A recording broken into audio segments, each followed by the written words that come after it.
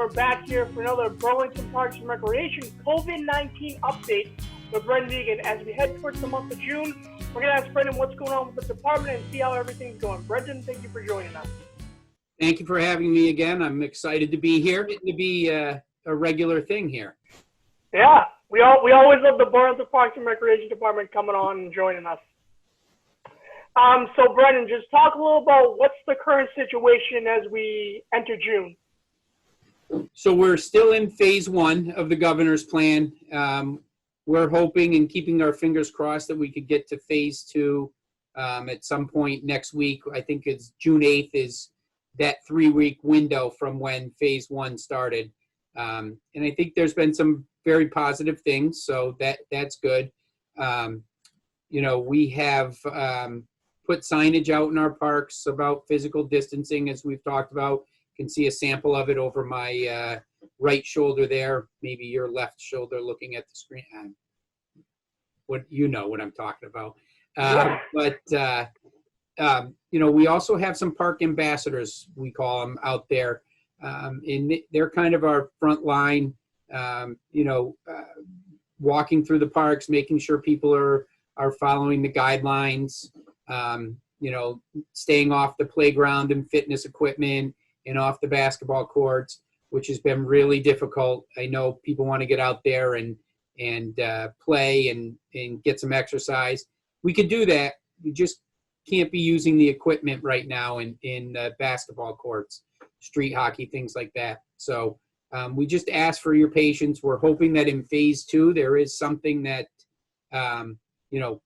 some of those guidelines come out, that the restrictions on playing, those things loosen. So, we've had questions about the tracks.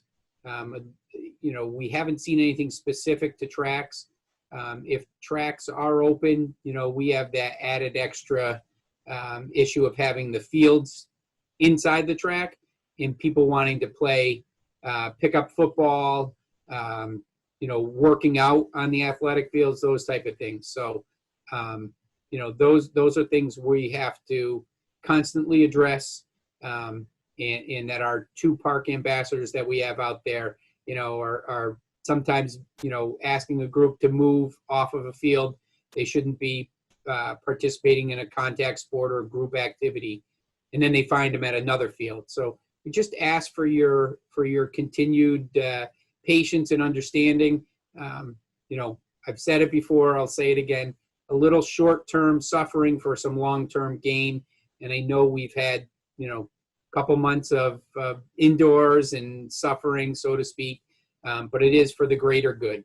And, we're just following the guidance that the governor has put out. I know everyone is back to work in Burlington, mostly the town people.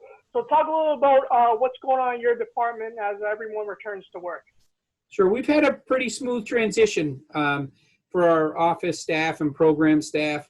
A lot of them have been coming in, a day or half day during the week individually and getting, some extra work done that they can't do remotely, making copies, utilizing the credit card machine here and the registration software that's a little faster here than remote logging in and getting through the firewalls and all that good stuff. So it's been a pretty good transition. You're probably familiar with our office, but we have the one main office where our clerks sit, and then each of the administrators has an office on the outside. So we're able to social distance.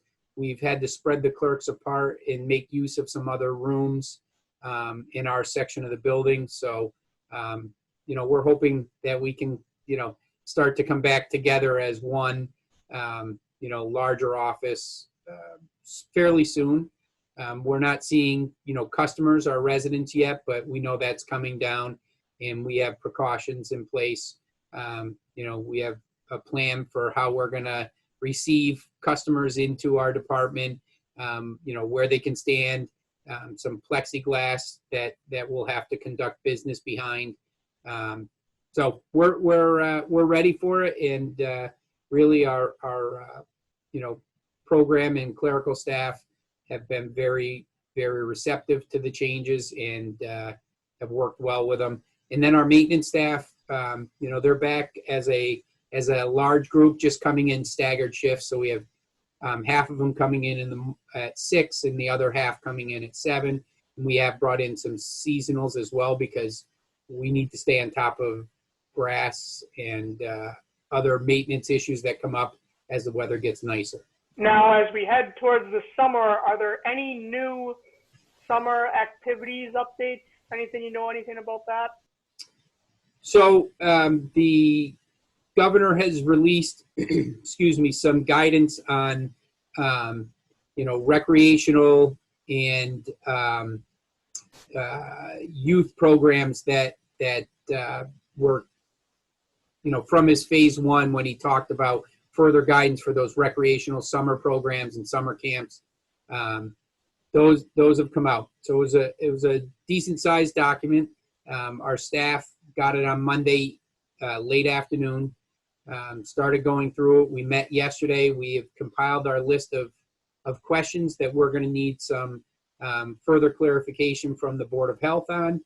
And we have a meeting scheduled for Thursday with the Board of Health. So there are some restrictions. The guidelines put some pretty tight restrictions on what we can offer.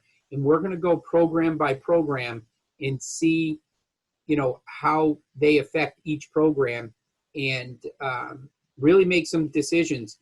We may be canceling some programs if we don't think we can run them effectively, not only effectively, but a good quality program that our residents and our customers are used to, then we're not going to be able to offer it. The restrictions are there for everyone's health and safety. And if that gets in the way of providing a quality program and a safe program, a fun program, we're not going to be able to do that. There's lots of factors that go in. So we're hoping that we're going to be able to offer the majority of our programs, but we're not sure. So some may be canceled. We may only be able to take a certain amount of participants, a lower number than we had anticipated. We're working through all those things, and when we meet with the Board of Health, we should have, some more guidance. And again, I just ask for people's patience. We know how important summer programs are for people, as important as they are for you. Believe it or not, they're just as important for us. And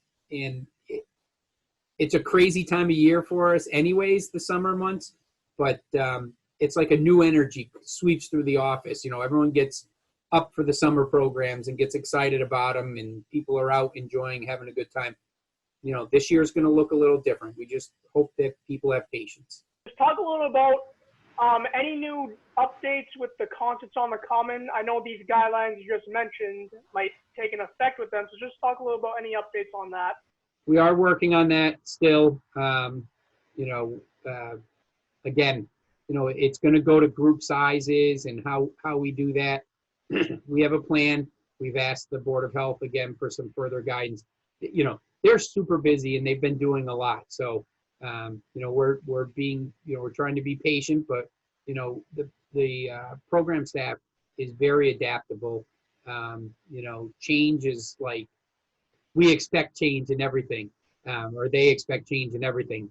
They will do whatever they have to do to make, programs run as effectively as possible. If they can't, you can bet they've exhausted every possible